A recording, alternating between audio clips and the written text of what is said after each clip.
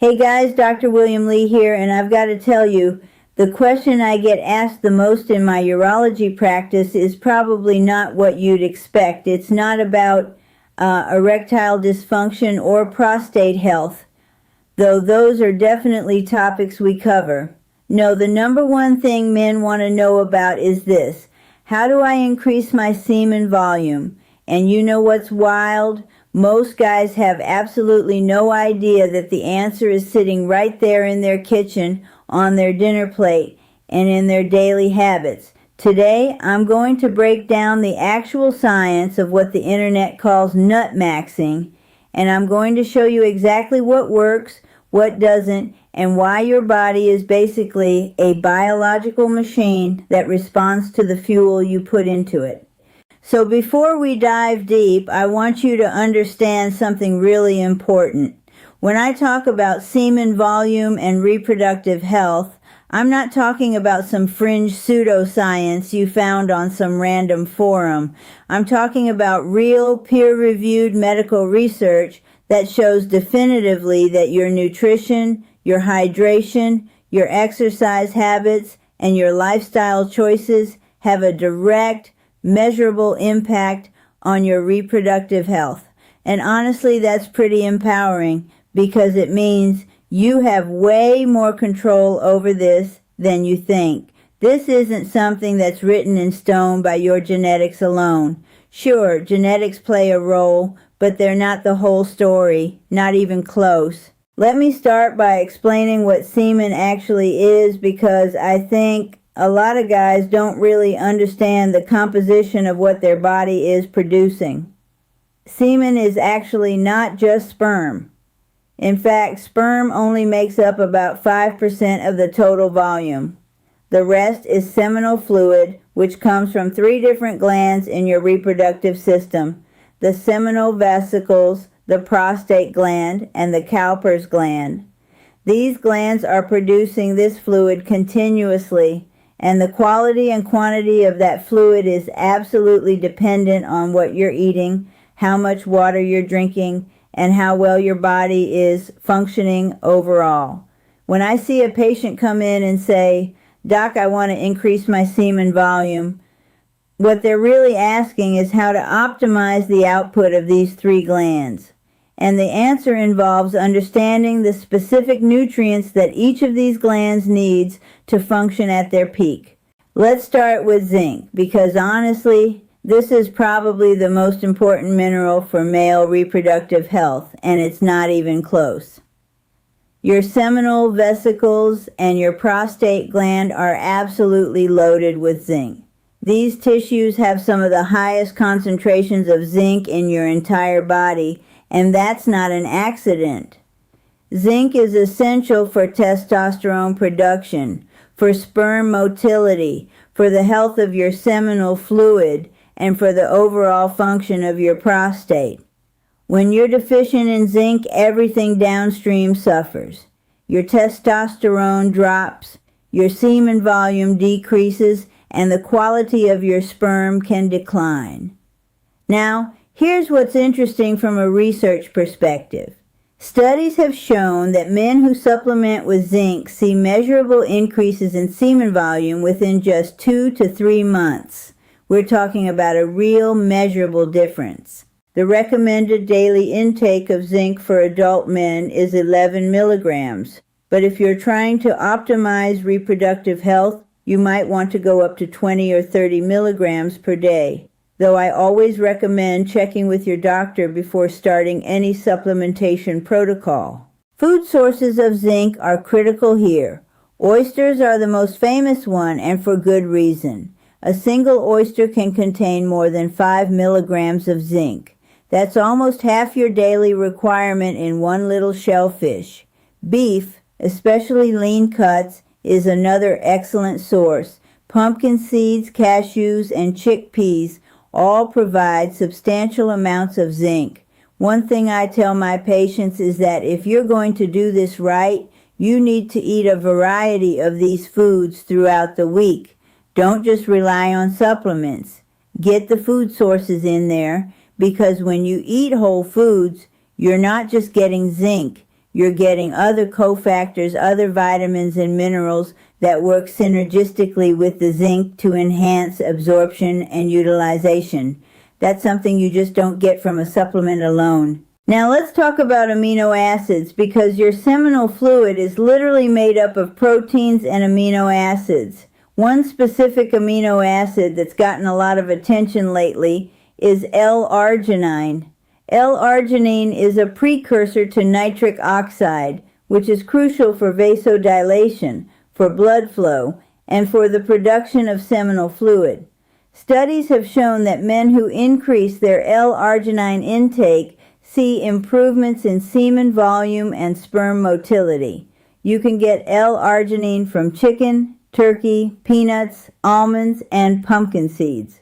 Watermelon is another interesting one because it contains citrulline, which your body converts to arginine. Another amino acid worth mentioning is L-carnitine, which is essential for sperm motility and energy production within sperm cells. Red meat is an excellent source of carnitine, as is dairy and poultry. But here's where a lot of guys get it wrong. They think they can just load up on one or two nutrients and see massive improvements. That's not how your body works. Your reproductive system is like an orchestra, and every instrument needs to be playing in tune. You need vitamin C, which is crucial for protecting sperm from oxidative stress.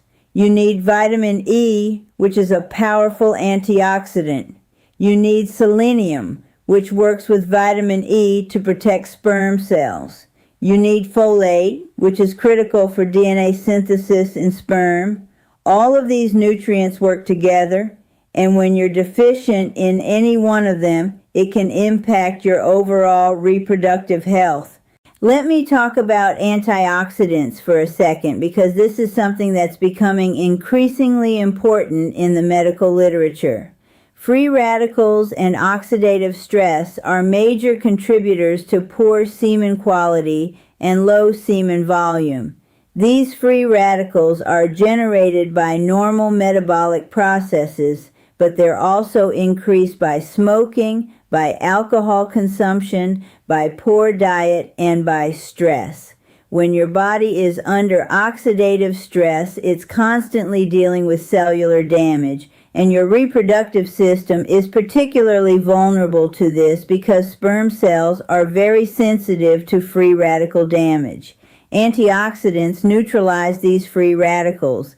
Dark leafy greens, berries, dark chocolate, and colorful vegetables are all loaded with antioxidants. A simple way to think about it is to eat the rainbow. The more colorful your plate is, the more antioxidant power you're getting. Hydration is another massive component that a lot of guys completely overlook. Semen is a fluid, right? It's mostly water. If you're not drinking enough water, your body doesn't have the raw materials to produce adequate seminal fluid. I tell my patients to aim for at least 2 to 3 liters of water per day, and if you're exercising or if you live in a hot climate, go higher than that. I've seen patients increase their semen volume by 20 to 30% just by improving their hydration. It's one of the simplest things you can do, and it costs almost nothing. But here's the catch. It has to be water. Soda, energy drinks, and sugary beverages don't count. In fact, they work against you because the excess sugar is going to create more oxidative stress and inflammation in your body. Speaking of inflammation, let me talk about diet quality in general. Your typical Western diet, loaded with processed foods, refined carbohydrates, and seed oils, is incredibly inflammatory. This systemic inflammation spreads throughout your body, including to your reproductive system. Studies have shown that men who eat a diet rich in processed foods have lower semen volume and worse sperm quality compared to men who eat a diet rich in whole foods.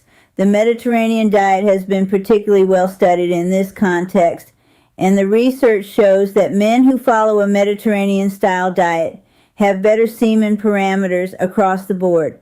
Why? Because it's an anti-inflammatory diet. It's rich in healthy fats from olive oil. It's rich in fish and seafood. It's rich in vegetables and whole grains, and it's low in processed foods. This is the kind of diet that sets the stage for optimal reproductive health. Let me dive into specific nutrients that are particularly important. Folic acid, which is also called folate when it comes from food sources, is absolutely critical. Your sperm cells are dividing rapidly. The spermatogenesis process, where sperm cells are being created, takes about 73 days from start to finish. During this entire process, cells are dividing, DNA is being replicated, and folate is essential for this process. Men who are deficient in folate have higher rates of chromosomal abnormalities in their sperm. They also tend to have lower semen volumes. Leafy greens, legumes, and whole grains are all excellent sources of folate. If you're going to supplement, I recommend a methylfolate form rather than synthetic folic acid because methylfolate is the form your body can actually utilize. Coenzyme Q10 is another nutrient that's gotten a lot of attention in the research. CoQ10 is essential for energy production in cells. Sperm cells have extremely high energy demands because they need to move, and they need to move quickly to reach the egg. Studies have shown that men who supplement with CoQ10 see improvements in sperm motility and semen volume.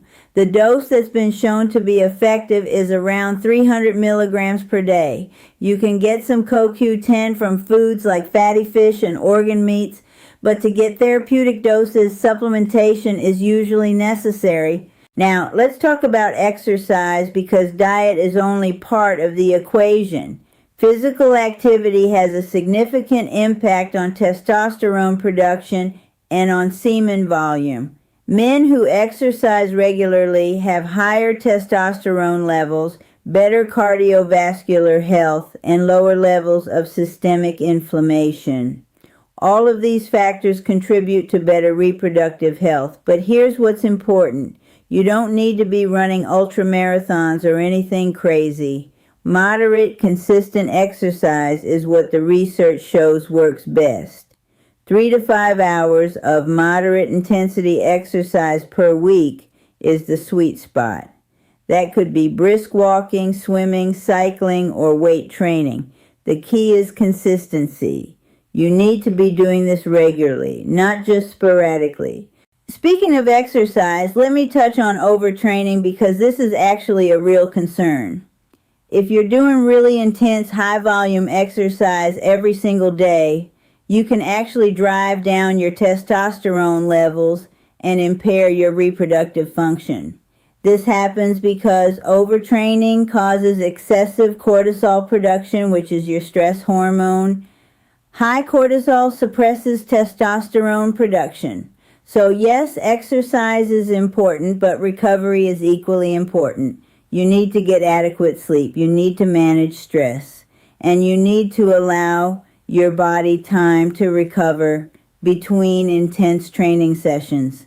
This is where a lot of very fit guys actually shoot themselves in the foot.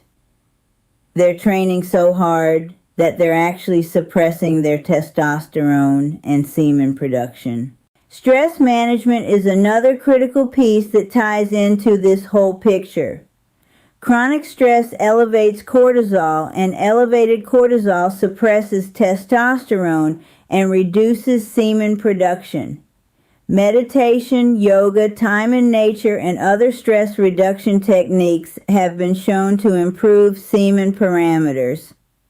I tell my patients that this isn't just about some woo-woo wellness thing. This is real physiology. Your nervous system is directly connected to your reproductive system through hormonal pathways. When you're stressed, your body is literally shutting down non-essential functions. And from an evolutionary standpoint, reproduction is non-essential when you're in danger or under severe stress. By reducing your stress levels, you're signaling to your body that it's safe to invest in reproductive function. Sleep is absolutely critical, and this is something I can't overemphasize. During deep sleep, your body produces the majority of its testosterone. Studies have shown that men who get less than 6 hours of sleep per night have significantly lower testosterone levels and lower semen volumes compared to men who get 7 to 9 hours. The research is really clear on this, and it's not just about the number of hours, it's also about the quality of sleep. If you're getting 7 hours, but you're waking up constantly, or you're not getting deep sleep, you're not getting the benefits. Good sleep hygiene is essential. That means a consistent sleep schedule, a cool, dark bedroom, and minimizing screen time before bed. Now, let's talk about what to avoid, because this is just as important as what to include. Smoking is absolutely terrible for reproductive health. Tobacco smoke contains thousands of chemicals, many of which are oxidative stressors. Men who smoke have lower semen volume, worse sperm motility, and higher rates of DNA fragmentation in their sperm. If you're serious about improving your reproductive health, you need to quit smoking. Alcohol is another one. While moderate alcohol consumption might not be terrible, heavy drinking absolutely impairs testosterone production and semen quality.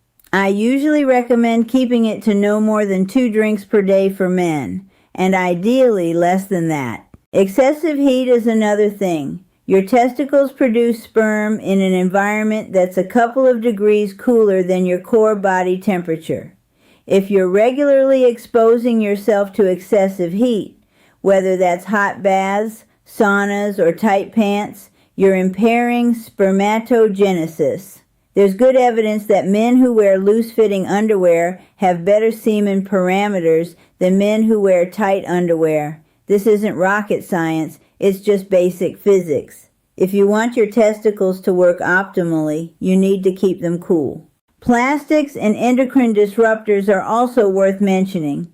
A lot of plastics contain BPA and other chemicals that can mimic estrogen in your body. These endocrine disruptors can lower testosterone and impair reproductive function. Whenever possible, avoid storing food in plastic containers. Use glass instead. Avoid heating food in plastic. Use ceramic or glass dishes. This is a small change, but over time, reducing your exposure to endocrine disruptors can have a meaningful impact on your hormone levels. Let me give you a practical protocol that brings all of this together. First, dial in your nutrition. Make sure you're eating a whole food, predominantly plant-based diet with plenty of fish and lean poultry. Make sure you're getting adequate zinc from oysters, beef, and seeds. Make sure you're getting your amino acids, your vitamins, and your minerals. Second, stay hydrated. 2 to 3 liters of water per day minimum. Third, exercise consistently but don't overtrain. 3 to 5 hours of moderate intensity exercise per week. Fourth, manage your stress. Find practices that work for you, whether that's meditation, yoga, or just spending time in nature. Fifth, get adequate sleep, 7 to 9 hours per night. Sixth, avoid the things that impair reproductive function. No smoking, limited alcohol, avoid excessive heat, and minimize plastic use. If you want to add supplementation on top of that, I would recommend starting with zinc, vitamin C, vitamin E, and selenium. These are the foundational antioxidants and minerals that your reproductive system needs. You could also consider CoQ10 and L-Arginine supplementation. But honestly, if you nail the nutrition and lifestyle factors first, you might not need the supplements. I see a lot of guys who try to supplement their way out of a bad diet and a sedentary lifestyle, and it doesn't work. You need to get the fundamentals in place. Timeline-wise, you need to understand that sperm production takes about 73 days. So if you start making changes today, you probably won't see significant improvements until 2 to 3 months down the line. This is important because a lot of guys get discouraged after a couple of weeks when they don't see results. But the research is clear. Give it 3 months of consistent effort and you should see meaningful improvements in semen volume and semen quality. One more thing I want to mention is the role of relationship and psychological factors. Stress about sexual performance can actually impair sexual function and semen production. So if you're getting anxious about this whole thing, take a step back. Understand that by making these lifestyle changes, you're setting yourself up for success. But also understand that your reproductive system is just one part of your overall health. By improving your nutrition, by exercising, by managing stress, and by getting adequate sleep, you're improving your entire health and well-being. You're reducing your risk of heart disease, diabetes, cancer, and neurodegenerative disease. You're improving your energy levels, your mood, your cognitive function, and yes, your reproductive health. At the end of the day, what we call nutmaxing is really just optimizing your health through evidence-based nutrition and lifestyle practices.